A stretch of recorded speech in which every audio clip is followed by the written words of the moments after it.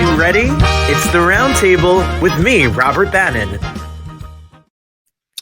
Once in a while, we have a guest on this show that I am such a fan of and obsessed with, and that is definitely the case today. Thank you for being here. My name is Robert Bannon. Welcome to the Roundtable. We're talking to artists about art, and this next guest is not only talking about art and talking about her passions, which involve lots of different types of arts, but she's also politically active and socially active, and she's brilliant. Amanda Seales is here. We're going to be talking about her tour. Make sure you get your tickets. Are you ready? I don't know if I'm ready. Here we go. She warned you in her last special, and I'm going to warn you now. Racist, sexist, rapists, misogynist, narcissists, folks who call the cops on Black people for just living their lives, and Trump voters, this is definitely not for you. Because guess what? Amanda Seales is coming to your neck of the woods, and I'm super excited. She's a singer, she's a writer, she's a host, she creates, she does stand-up, she does radio. I don't know, she's a common sense specialist, and God knows we sure need that now. Ladies and gentlemen, one of the greatest voices, in my opinion, of our times, telling you like it is, Miss Amanda Seales. Oh, wow. Thank you. I mean every word. I'm here. I'm here for the post. I'm here for the truth. Tell the people, Amanda Seales. But aren't you exhausted? Yes. I can't even do a morning call with my team without getting, pictures of Kanye and someone who I don't speak of wearing White Lives Matter shirts. I don't know where I'm at. Like, I feel like somehow like we've slipped into a new dimension. Like, are we in an episode of Lost? I is there a plane waiting for us? Like, listen, I don't know. I hope that there has to be better days. I mean, I'm scared. Maybe there's not, but in the historical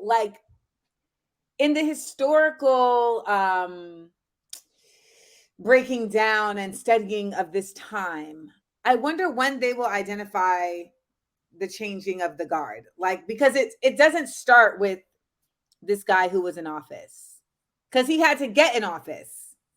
So it's before then. And I feel like I feel like I can start it at when Obama got elected. Like, that is when I feel like it would be that's what, because when they were burning effigies of Obama across the street from the White House and they were not stopped. Yeah. That was when I knew, oh, things is happening. Something is coming. It's amazing. I was in college. I was a political science major, and it was during the Obama, but your master's and what you do. I don't know. I did not go to Columbia, but I'm here.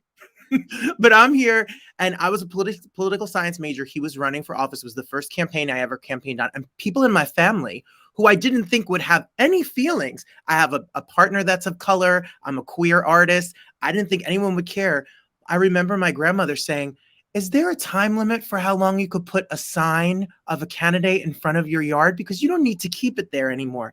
There's something about, God, hi Graham. There's something about a threat, and it's the truth has come out, and that's why we need people like you that come out here and tell the truth in an entertaining way. I try my best, I try my best to give that spoonful of sugar. Like this tour, the Black Outside Again tour, was really spawned by me feeling like I needed to get out of COVID quarantine and back in front of folks, because there was just a constant like fountain of fuckery happening. Yeah. And I know that for me, like, I feel like a lot of people have made me feel like one of my purposes is to speak the truth that they can't speak themselves. And that in doing so, it kind of like revitalizes folks and it makes them feel seen. But it makes them feel heard even when they can't like say it with their own voice. And that was something that I don't think I truly grasped until like very recently. Because during the pandemic, I would just be like on my phone saying what I want to say. And then there was a whole insurrection, and there was George Floyd, and there was the BLM protests. I mean, there were so many things going on. And it wasn't until we started going back outside again that people would come up to me like, "Oh my God, your posts got me through the pandemic. Thank you for saying all the things." And I was like, oh shit, like I'm just in my house by myself. Well, I'm so glad that, you know, like my platform became useful more than just entertaining. Does that make sense? yes. Yes. Well, I know you as many of us. I mean, there you are with the wonderful cast of Insecure. Was obsessed with the show, and then I watched every episode of the show, loved the show. In my head, I was going to marry Jay Ellis in another universe and move on. We love Jay. We love Jay. And I watched the show, and then my partner, nope, sorry, Lauren, my partner said, do you follow Amanda Seales on Instagram? And I said, I love Amanda Seales. And he's like, you have to follow him. And then it was a rabbit hole of you, because it was things and conversations we were having with friends, looking at a world that we lived in that didn't make sense to some of us. To some of us. And that's the other thing that you start realizing when you start openly having these conversations. Like you said, like you didn't think anybody in your family would feel some type of way about Obama. And then it's like, oh, you do feel some type of way? Because you haven't cared about this ever before. And, you know, I think that's what I truly hope to happen when people come to my shows, is that it encourages them to start conversations that they may not have been willing to start before. And let me tell you, there's also something, it might be hurtful at first because the truth hurts. As Gloria Steinem says, the truth shall set you free, but first it will piss you off. You know, but there's something freeing about really learning who the people are that are around you. And it's very important as we are in crisis mode. I don't know if everybody knows that, but like we're entering crisis mode. Like SCOTUS hasn't even started their next session, which is going to have a whole bunch of other wild shit going on. We have midterms coming. We're seeing actual rhetoric being used that is incredibly racist in such a free, willy-nilly way amongst our candidates. So we know what they're about. Like there's no more masking and thinly veiled. Like we know what they're about. We know what they want to do. There was this whole, like, we're going to repeal Roe v. Wade to give states back the power. And then Lindsey Graham was like, actually, what we're going to do is make it a federal ban. So like, we know that the disingenuity is like absolutely the bottom line, right? So when you see all of that, and you then have to look at your circle and be like, okay, who's like down for this? Because there's no more like gray area that we can live in. There's sides. And I think a lot of people like don't truly grasp the seriousness because they still have pockets of joy. And I think that's why like I try to use my space as like, oh, this is a pocket of joy. Fight for your joy the same way you fight for your power and the same way that you fight the power, but also know that like you have to not live in escapism. Like it's not feasible. I think back like, I just don't feel like I've gotten to hear enough accounts about the Holocaust and just like the transition of power into the Holocaust. Like I feel like most of what I've learned was about like, you know, from Kristallnacht on. And so that era of time though, before that is the part that we should be like studying intrinsically. And you can do that with, you know, Mussolini in Italy. Like, I mean, I don't think that people are truly grasping that we're in that sector of time right now. Yeah, this is the road. This is where like people still flinch when I say like, this is somebody that is aspiring to be the next Hitler. And they're like, whoa. And then I'm like, well, you have to understand, like there was a Hitler before Hitler. You know what I'm saying? Like there were Caligulas and Neros and Napoleons, like, you know, what's his name from Belgium, Leopold. Like there have been wicked people forever. It didn't stop just because one really did the wickedness on another level. Like it didn't stop. Jim Jones was a version, you know, like this is a really fun interview. I know I've really taken a step. But I'm just like, no. So I say all that to say that I try to use my platform as a space for edutainment, whether it's the stage, whether it's my subscription service, the Amandaverse, which is a mix between, you know, you're going to get sketches, you're going to get behind the scenes, you're going to get docuseries, but you're also going to get like my commentary on like crazy scenarios that are happening around us in our society. Or whether I'm doing my show Smart, Funny, and Black, which is my Black culture variety game show. Hey, right there. And like that show itself was created because I just felt like we were so inundated with all these negative images of Black folks. I was like, we need a space where we can celebrate, even if it's just for 2 hours. We need a space where we can celebrate our culture and really just immerse ourselves in community. And, you know, I've had white people be like, well, can I come to the show? Anyone who's anti-racist can come to my show. Because at the end of the day, it's all about just how are we uplifting each other? With the Smart, Funny, and Black shows and with the stand-up shows on this tour, I have been closing every show by bringing up an organizer from that city to come on stage and talk about the work that they're doing and to share with us, you know, why they're doing that work, how people can get involved, and the importance of everybody like being a part of this work. And we also have Headcount, which is an organization I'm working with to register voters at my shows.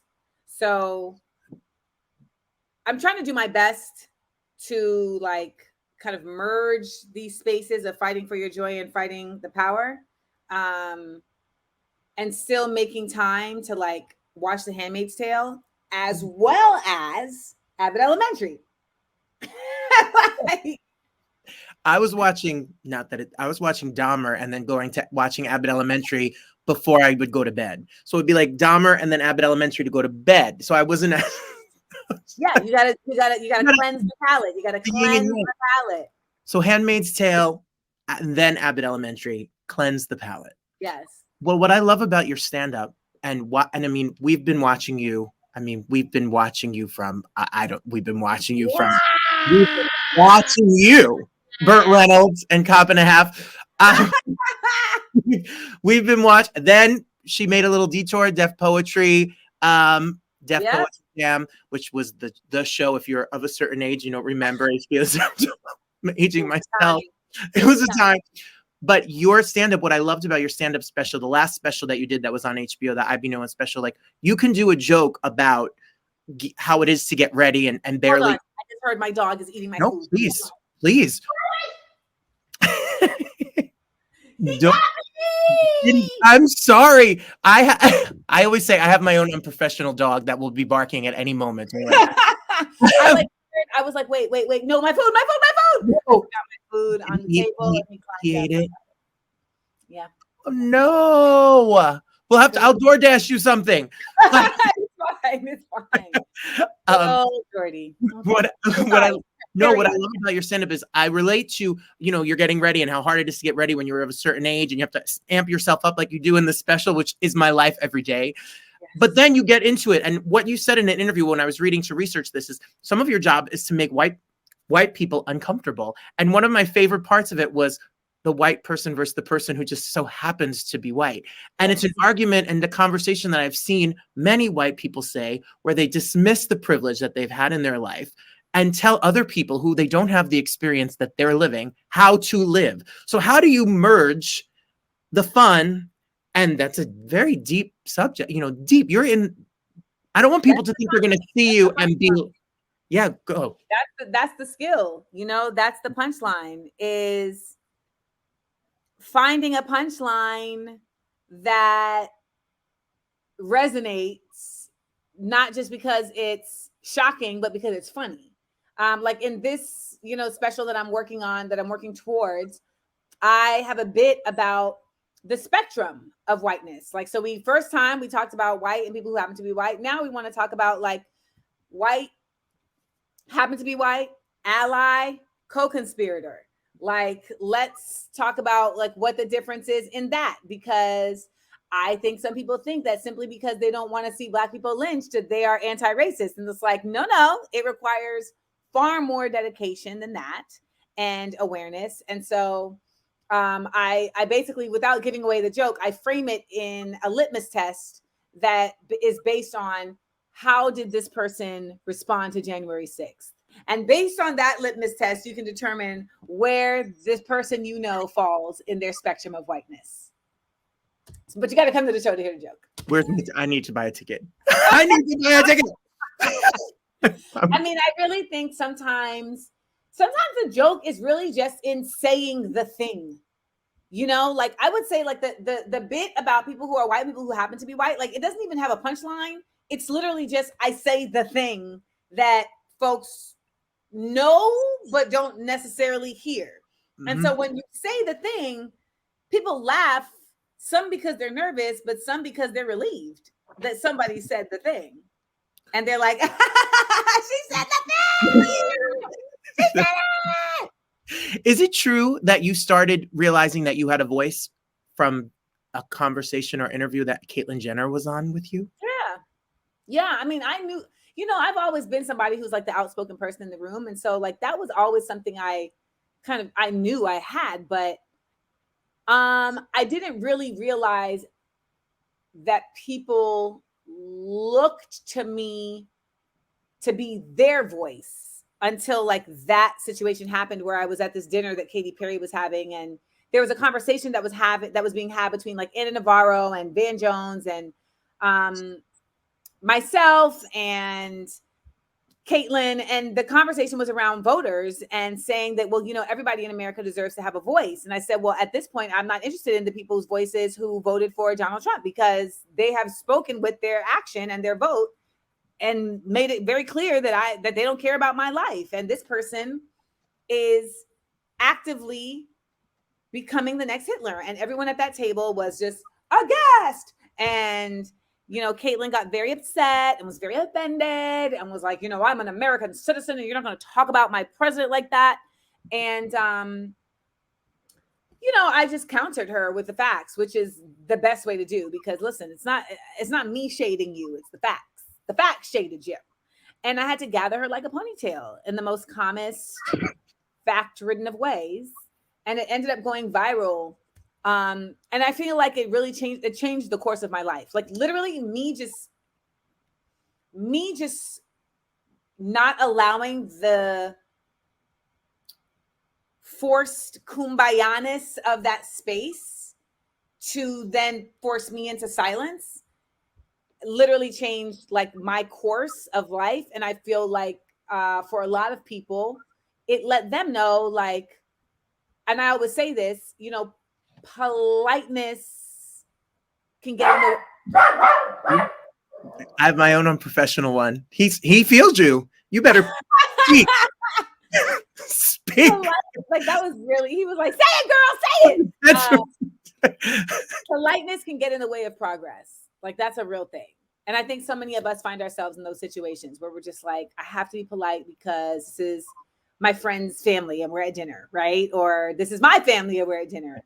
Or this is my boss, et cetera, et cetera. And, we have a lot of things to lose. So that's a lot of the reason why we find ourselves in those situations. But sometimes we don't. Sometimes we don't have anything to lose except for approval or favor. And a lot of times people don't want to give that up. And I don't want approval or favor from anyone who disagrees with the things that I was saying. It's not my people. They're not my people. They're not my people.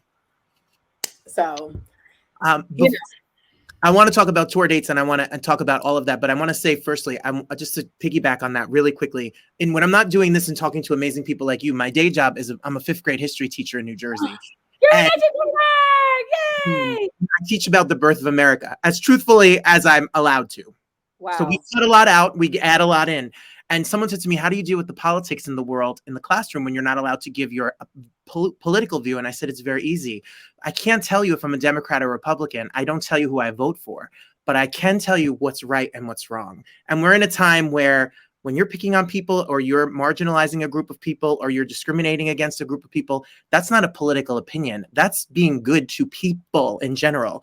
And there's really no right or wrong to that. It's you're on the right side or on the wrong side. That's it. That's it. Like literally just like being a kind human to other humans. That shouldn't be a political stance. No, 10-year-olds get it. 10-year-olds get it. Right. So thank you for teaching adults. Because the thing about it is that part of teaching adults and part of what comedy does is that it reconnects us to our inner child. Like when you're laughing, you are kind of like in a much more like connected place of vulnerability. Like when people think of vulnerability, they just think of like, oh, I'm being sad. I'm like on a psych table, like talking to a therapist. But there's also something vulnerable about just like, like you're just releasing, right? And so there's a joy that happens there, and kids don't have the same limitations that we have as adults in arriving at the basics of facts, right? Like they're not, I feel like most kids are not having to do the dance that so many adults are doing when it comes to like proving themselves in a room. Like, of course we kids, we do that, but it's in different ways, you know? And so many adults need to get brought back to that laughter and that space of childlike vulnerability to even be able to receive concepts that they have been taught to fight for reasons that they don't even know. Yeah. They don't even know. Like it's like it was just ingrained in them over time. They picked it up. They were brainwashed. And I love that, like, you know, when I look at these kids, it's always the kids that's going to save us every time. It's always the kids that are going to save us every time. And it's going to be that time again. Because listen, even if you're not able to teach the way you want to in that classroom, TikTok going to teach the kids. Okay. They are. They are learning on TikTok. And they know a lot. They come in ready. They have their CNN talking points. They're ready to go. So I'm like, let's do it. Wow. This week, if you are in Detroit, or if you're next week in Atlanta, or if you're in Brooklyn or Philly or Oakland or Chicago from here to the end of the year, and you want to see the Black Outside Again tour, tell us, what is an Amanda Seales live experience like? What are we going to see?